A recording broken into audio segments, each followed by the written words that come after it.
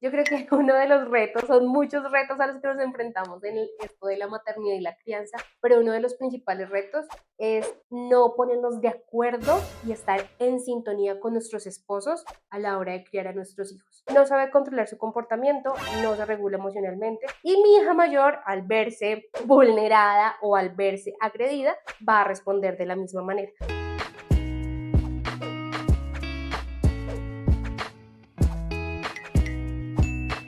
¿Por qué existen tantos conflictos entre hermanos pequeños? Yo creo que esta es una de las situaciones más difíciles a las que nos enfrentamos las familias que tenemos más de un hijo, sobre todo cuando estos niños están en el rango de edad entre los 0 y los 12 años. ¿Qué pasa? Los niños antes de los 12 años no han adquirido una serie de habilidades cognitivas y neurológicas que se llaman las funciones ejecutivas. Estas funciones ejecutivas nos permiten a los seres humanos controlar nuestros impulsos, controlar nuestros comportamientos, regular nuestras emociones, procesar, organizar información en nuestro cerebro, terminar tareas y bueno, un sinfín de habilidades y de capacidades para la vida diaria. Una de esas habilidades o de esas funciones ejecutivas se llaman precisamente el control de impulsos. El control de impulsos nos permite a los seres humanos resolver conflictos de manera asertiva y pacífica, pero los niños antes de los 12 años, al no tener desarrollada esta función ejecutiva, pues sencillamente no saben cómo resolver un conflicto de manera asertiva y de manera pacífica. Cuando un niño pequeño se enfrenta a otro, por ejemplo, y uno de ellos le quita un juguete o uno de ellos pasa por encima del turno del compañerito o del hermanito, lo que va a pasar con el otro es que no va a saber cómo reaccionar. No sabe controlar su comportamiento, no se regula emocionalmente y deja que su impulso lo controle en lugar de él controlar su impulso. Es por esto que cuando mi hija mayor le quita un juguete a mi hija menor, la reacción de mi hija menor no es la más pacífica, ni la más asertiva, ni la más madura. Su reacción va a ser pegar, golpear, gritar y mi hija mayor, al verse vulnerada o al verse agredida, va a responder de la misma manera. ¿Por qué? Porque ninguna de las dos tiene las habilidades cognitivas completamente maduras para llegar a resolver estos conflictos de una manera asertiva y pacífica. En medio del conflicto de los niños, de los hijos, cómo debemos reaccionar los papás y las mamás, yo siempre pienso que debemos darle un manejo equitativo y justo. Lo primero es que no podemos tomar partido por alguno de los dos niños. Es cierto que para que haya un conflicto se necesitan dos o más personas. También es cierto que dentro de los conflictos hay quienes tienen mayor responsabilidad y hay quienes tienen menos responsabilidad. Pero si hay un conflicto es porque hay dos personas dentro de ellos. Ahora, cuando el conflicto es en medio de hermanos es porque los dos están teniendo un pleito.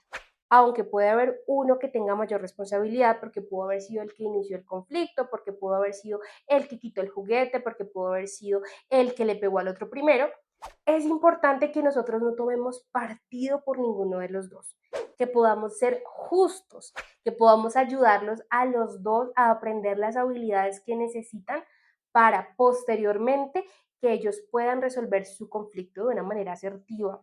Una nueva pregunta, cuando estamos en un paseo familiar, en un viaje familiar donde hay más familias y estas otras familias también tienen niños y entre estos niños que pueden ser primos o amigos tienen conflictos con nuestros hijos, ¿cómo podemos manejar las situaciones? Primero volvemos a tratar de ser lo más justos posible, entendiendo que si hay peleas todos tienen un porcentaje de responsabilidad y también entendiendo que muy probablemente mi hijo puede ser el que haya causado el conflicto.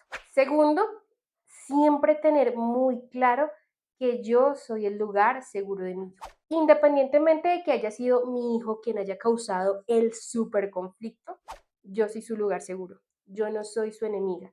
Yo soy la persona que le va a ayudar a él o a ella a resolver el conflicto, a que gane habilidades para que en un futuro ese conflicto no vuelva a surgir y a que posteriormente pueda llegar mi hijo a solucionar ese conflicto sin necesidad de que yo me involucre.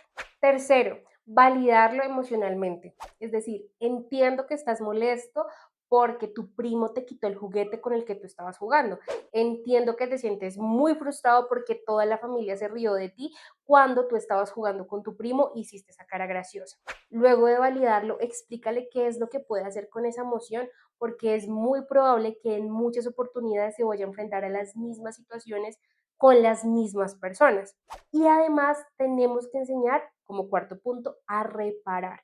Muy probablemente nuestros hijos van a ser quienes causen los conflictos y en ese momento o en esos momentos en los que causan los conflictos puede llegar a ser que también le hagan daño a las demás personas. Es súper importante que les enseñemos a nuestros hijos a reparar, a solucionar, a resolver. Es decir, le rompiste el juguete a tu primo, ¿cómo vamos a hacer para pagárselo?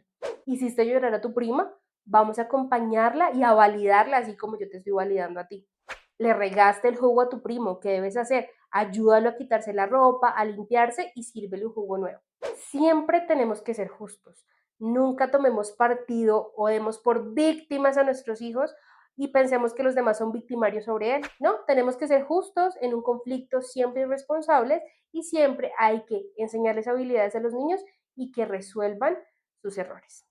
Una mamá escribe, mi esposo regaña a mi hijo en público, lo grita, a veces le llega a dar palmadas en público y realmente a mí esto no me gusta, pero la verdad no sé qué hacer.